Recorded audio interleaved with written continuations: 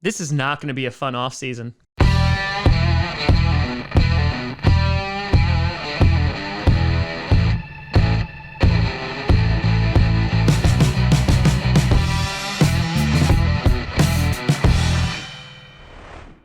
Grossi Posse Packer Nation. Welcome to an episode of Packcast, the podcast where you don't have to be Packers fan, but it sure does help. I'm your host, Tom. Everything's falling apart, Grossi, and today we're going to be trying to answer the loaded question of what is next for the Green Bay Packers. And there's been a lot of news stories that have come out over the past week, and I could have done individual videos on every single one of those things, but I kind of just wanted there to be an accumulation of information, like Adam Schefter. I wanted there to be a litany of information that I could kind of just do one big video on. Obviously, as things go on through the offseason, we'll do videos, but you know, Nathaniel Hackett being hired today by the Denver Broncos, that's going to be included in here. We're going to talk about the salary cap. We're going to be talking about Aaron Rodgers and the moves that he could potentially make and kind of just lump that all into one. So, with that being said, let's get started here. Let's start off with the breaking news that Brandon Perna is very happy about. Nathaniel Hackett, the Green Bay Packers offensive coordinator, has been hired by the Denver Broncos today as their new head coach. Now, this is not really surprising, as Nathaniel Hackett has shown while he's been in Green Bay.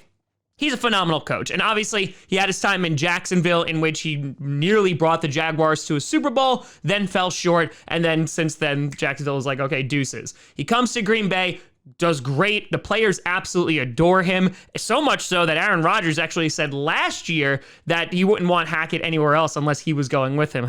Hopefully not foreshadowing. And so Nathaniel Hackett, I wish the guy a ton of luck, but this is going to spur a ton of rumors that now Aaron Rodgers is going to potentially want to go to the Denver Broncos. And of course, this is not a new story, as this kind of stuff has been out there since last year when we were sitting there on draft night and the Denver Broncos might have made a trade for Rodgers. In addition, this might not be the only coach that's going to leave the Green Bay Packers. Adam Stenavich, who is our Packers O-line coach, he might potentially be up for the offensive coordinator job for the Denver Broncos. Obviously, Hackett and him have worked closely together on the Packers, and that would be a huge loss as well. Matt LaFleur came out in a press conference and basically said that if Hackett got the job, which he did, now they would most likely hire internally. And who that might be? It might be Luke Getsy, who also is getting some potential calls about coaching jobs elsewhere. But as of right now, he's going to stay with the Packers. So while the majority of the news is going to be the players that are going to leave the Green Bay Packers, we are definitely going to lose some coaches. We already lost Nathaniel Hackett, and I wouldn't be surprised if we start losing some others just because they've built up quite a resume in Green Bay. That's what happens when you win 13 games for 3 straight years and make it to the NFC Championship twice. So besides coaching, the other thing we need to start looking at, of course, is players. The big one besides Aaron Rodgers is going to be Davante Adams. Davante Adams, there were rumors that were coming out weeks ago, even months ago, that he was potentially going to get franchise tagged. I don't agree with those rumors, and I don't think that that's really going to be feasible, considering it's going to cost at least $20 million to franchise tag Davante Adams. Davante Adams does not want to play on the tag because no player wants to play on the tag. And the Packers have February 22nd until March 8th to use the franchise tag on Davante Adams. But as we're going to talk about, that's not really going to be possible with our current cap situation. There are ways to alleviate the cap, which we will talk about. But Davante Adams, who the Packers really wanted to get a deal done with before the season began, they were apparently working. Then negotiations broke off, and since then, it's been radio silence. The Green Bay Packers have been adamant that they want to keep Davante Adams, which makes sense considering he is arguably the best wide receiver in the entire league. And if the Packers are unable to get a deal done, free agency starts March 16th, and I would imagine you're going to see Davante Adams make a ton of money somewhere else. And why are we talking about Davante Adams? Well, not only is he an amazing player, but I also think that this is going to play into, is Aaron Rodgers going to come back to the Green Bay Packers? Aaron Rodgers made it very, very clear that he does not want to be on a team that is rebuilding. And if you lose your number one target and number one wide receiver in Davante Adams, I think that you are heading into a rebuild, to say the least, because you're losing arguably your second best player on the team. And so we're talking about Aaron Rodgers. This is going to be the biggest story of the offseason. He went on the Pat McAfee show and said flat out, two things. One, that he would not retire and then come back. He would stay retired if that was his decision. And two, he would make a decision before free agency, which is March 16th. It'd be more in line to see if, Davante Adams is going to be franchise tagged out of respect for the organization, because obviously a lot of people's decisions and responsibilities and moving forward has to do with Aaron Rodgers, because the Green Bay Packers are going to be a completely different team if Aaron Rodgers does not want to come back. And it's not just potentially retiring, of course, it's also the fact that he might just also demand a trade. Last offseason, we had spent an entire summer talking about the friction between the Green Bay Packers and Aaron Rodgers. Since then, Aaron Rodgers has gone out of his way to actually praise Brian Gutekunst and talk about how much the relationship has gotten better. There's a friendship now that is involved there. And when it comes down to it, it really comes down to three options. One, Aaron Rodgers can retire. Two, he can want to force a trade. Or three, he stays for his final year as a Green Bay Packer, and or the Packers wind up extending him.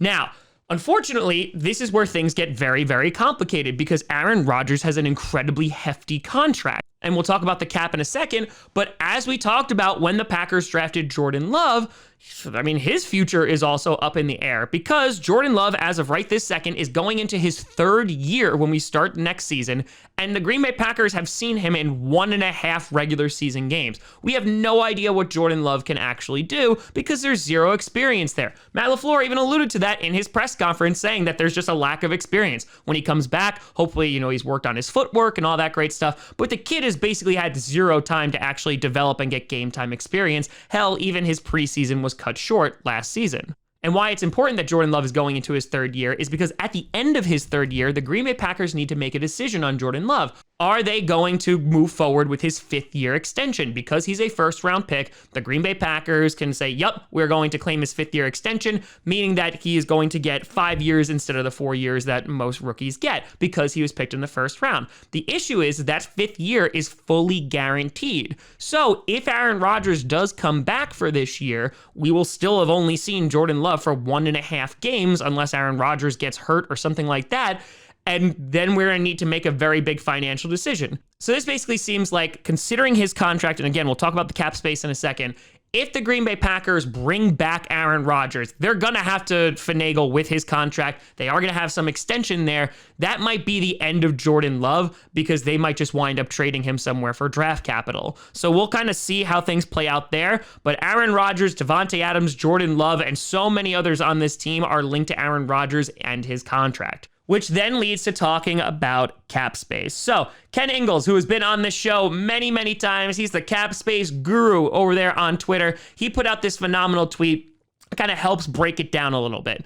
So if Aaron Rodgers retires and or is traded, in terms of cap hit, they're basically the same before June 1st in both scenarios and after June 1st in both scenarios. Of course, the bigger thing is going to be, if he gets traded, the Green Bay Packers are going to get draft capital here. So if Aaron Rodgers is traded, his cap hit is $26.85 million. It winds up saving us $19.82 million. If it's after June 1st, his cap hit is $19.17 million, and it saves $27.49 million. Now, here's the other issue. Obviously, after June 1st would be ideal in terms of a cap hit, but we are going to want that draft capital like we just talked about. And so the Green Bay Packers are most likely going to have to move him before the draft so they can get those picks and use them right away. Because even though Matt LaFleur is going up in the press conference saying that we're not rebuilding, they want Aaron Rodgers back, they want Davante Adams back, Russ Ball can move money around. If we're just being honest here, there's only so much money. Now, if he flat out retires, it's the same exact thing, except we don't get the draft capital. Now, the other option is, of course, that they can extend Aaron Rodgers. The issue is that his contract is so insanely big. So much so that even if they extend him and he played for the veteran minimum, he would still be given $20 million this year. His base salary for 2022 is $26.4 million plus a $16 million signing bonus, which is $46.1 million. So the thing is with the signing bonuses, yes, you can spread them out and kick that can down the road, but eventually you're going to have to pay these guys. So if Aaron Rodgers is going to stay on the team for any amount of time, listen, we're going to have to pay it. Now, the cap is going to go up as the years go on, and so it might alleviate some of this stress for right now. But again, it is still something to be concerned about. And at the end of the day, there's only so much money, and Aaron Rodgers, he takes up a huge chunk of that. And so far, we've only really talked about a few players. We were talking about Aaron Rodgers, we were talking about Davante Adams. That's not even including guys like Zadarius Smith, who is most likely going to be gone because his contract is significant. Randall Cobb, who also posted on Instagram basically saying like, thank you, Green Bay. He's a $9.6 million cap hit. And as I said 2 years ago, the Green Bay Packers have a wide receiver problem. And a lot of people, before they even clicked on that video, was like, oh yeah, we don't have enough receivers. And I was like, no, that's not the issue. 2 years ago, I'm looking ahead and saying at the end of the 2021 season, the Green Bay Packers are going to have issues at wide receiver. Why is that? Davante Adams is a free agent. MVS is a free agent. Robert Tonyan is a free agent. Equanimeous St. Brown, free agent. Randall Cobb is likely going to get cut. And so the only guy we're really going to have on the team is freaking fracking Amari Rodgers, which look how much playing time he got this year. On top of that, you have Allen Lazard, who's a restricted free agent, so there's a little bit of different rules there.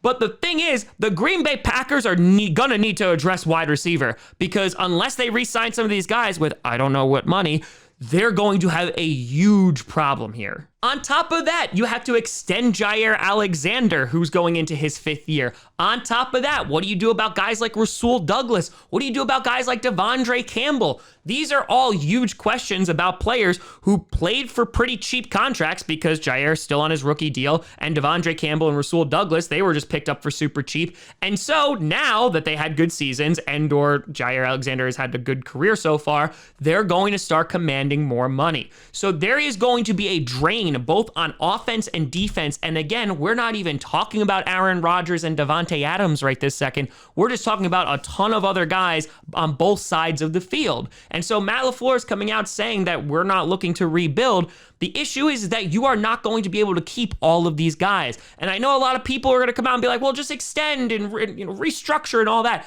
There's only so much of that you could actually do, because there are several guys in 2022 that have huge cap hits, and you have to pay them money at some point. Because again, whether you're kicking the can down the road or what have you, some of these guys have base salaries like Adrian Amos or Billy Turner or Zadarius Smith or Preston Smith that are significant. And that is going to be a problem when trying to move forward and actually fielding a team. And we're not even talking about the draft, who are going to have to basically pay these guys salary. So at the end of the day, there is going to be so much navigating that is going to have to happen for the Packers. But the first thing that you have to do is figure out, do they really want Aaron Rodgers back? The front office and Matt LaFleur have been very adamant that they want Aaron Rodgers back. It's just going to come down to, okay, if he's your guy, how long are you going to keep him for? You're going to have to restructure and extend his contract. And then what is the rest of the team going to look like? Because let's be completely honest, folks, the Green Bay Packers, this has been basically a 3-year story. Brian Gutekunst went out, got Zadarius Smith, Billy Turner, Preston Smith, Adrian Amos, basically kind of going all in 2018. We go to the NFC Championship with Matt LaFleur. The following year, right? They can't really make any free agent splashes. They go to the NFC Championship again, and instead of blowing it all up, they go even further in, bringing guys in like Randall Cobb, and we still fell short. And I'm not trying to be a pessimist or anything like that. I'm looking at the reality of this going, there's no way that we can go all in again. Last year was the last dance in so many different ways. And again, maybe Rodgers stays, maybe they're able to do some backflips and keep guys like Davante Adams, and that's great. The thing is, there are going to be key guys on this team who are not going to be here next season. And if you're to look at the NFC North, the entire division's kind of like in this weird rebuild right now. You have the Bears and Vikings both getting new GMs and head coaches, and the Lions are obviously, they're Lions. They're rebuilding right now. The Packers, they might be in for a rebuild, and you could call it a reload, you can call it whatever you want. But the Packers would still be competitive with Aaron Rodgers 1,000,000%. However, it's going to come down to what guarantees can they give Aaron Rodgers that this is not a rebuild year, because he wants no part of that. And if he's not interested in that, then it comes down to trading Aaron Rodgers and getting the most draft capital possible. And again, Aaron Rodgers hasn't even made a decision here, but it is a two-sided thing. The Packers need to figure out, what are they going to do in the short term and long term, and what is Aaron Rodgers going to want to do as well. So both of these sides need to figure out what the hell they're doing. We'll find out most likely within the next month. But again, this offseason is going to get very, very crazy. So I'm not going to sit here and be like, oh yeah, this is exactly what the Packers are going to do, or this is what they should do. I'm looking at this and going like, hey, this is what they might do. I think in terms of cap relief and also compensation, the thing that would make the most sense is if Aaron Rodgers still wants to play football and he doesn't want to do it for the Packers, it's then to get that cap relief, make sure you trade him, get a whole bunch of first round picks that you can then use this draft to build a young team, get some of those foundational pieces, and build the team around Jordan Love. And as we said, when Jordan Love got drafted, I don't know if he's the guy. Going into his year 3, I still don't know if he's the guy. And people are ready to crap all over him, say he's a bust and what have you. You've seen him play 1.5 regular season games. I don't know. You don't know. Nobody knows if Jordan Love's going to be a bust. Aaron Rodgers was real bad at first, and guess what? He blossomed into one of the greatest of all time. So the Packers are in a bit of trouble here, and I think you're just going to see a brand new team in some way, shape, or form that's going to take the field this coming season. Again, Aaron Rodgers might still be at the helm, but then I think Jordan Love is going to be out the door, and they're really just going to be kicking the can down the road. And even if they're trying to go all in again, you're going to be missing some pieces here. But let me know what you think down in the comments below. How do you feel about all of this craziness? What players do you think the Packers definitely need to try and keep? Which ones do you think that they should trade or cut? Let me know. You know, find me at TomGrossiComedy.com or TomGrossiComedy on all social media. See down below. Check out podcasts on SoundCloud, iTunes, Google Play Music, Spotify, and of course YouTube. And a big shout out and thank you to all the patrons over at patreon.com/TomGrossiComedy and the YouTube members. But thank you so much for watching. I'm Tom Grossi. And as always, go Pack, go.